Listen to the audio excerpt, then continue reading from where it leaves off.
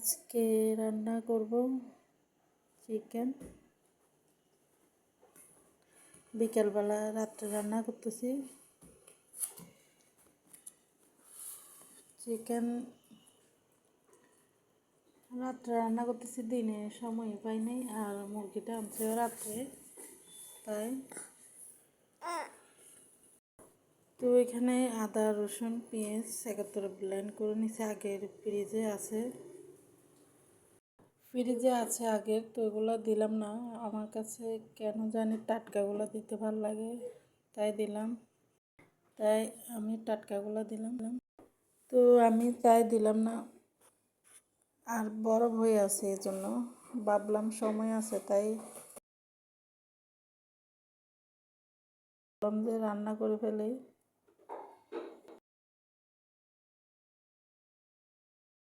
Blend করে দিয়ে একটু রান্নাটাও ভালো হবে। তো মাংসটা কষা নিতেছি, আর এখানে গুটগুটে অন্ধকার বাইরে। আগে তো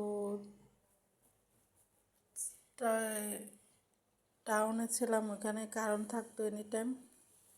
এখন এখানে গ্রামে কে জানে কীরকম, গ্রাম না এমনি আমরা টাউন এলাকায় আছি, তারপরে কারণ কীরকম থাকে আল্লাহ জানে। আমার তো গরম সহ্যই হয় না। এখন দেখতেছি গরম আসতেছে আসতেছে, এরকম দেখতেছি যে কারণ নেই, কারণ থাকতেছে না। তো মাংসগুলো কষাই ফেললাম, এখন আলু দেব। তো আলুগুলো দিয়ে দিলাম, আর আজকে পানি দেব না শুরুতে। মাংসটা মানে ফানসা ফানসা হয়ে যায় পানি দিয়ে দিলে। তো আলুটা চিন্তা করতেছি এভাবে কষা ফেলবো।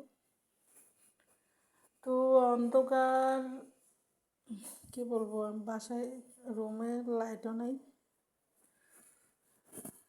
লাইট লাগাইতে হবে একটা।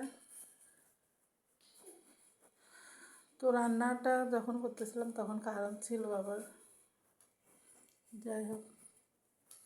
তো আজকে কী বলবো আর, পাশের ভাবি ভাড়াটি বাড়ি নাকি রংপুর। তো প্রতিদিন এসে চা টা খেয়ে যায়, আমিও বানাই দিই।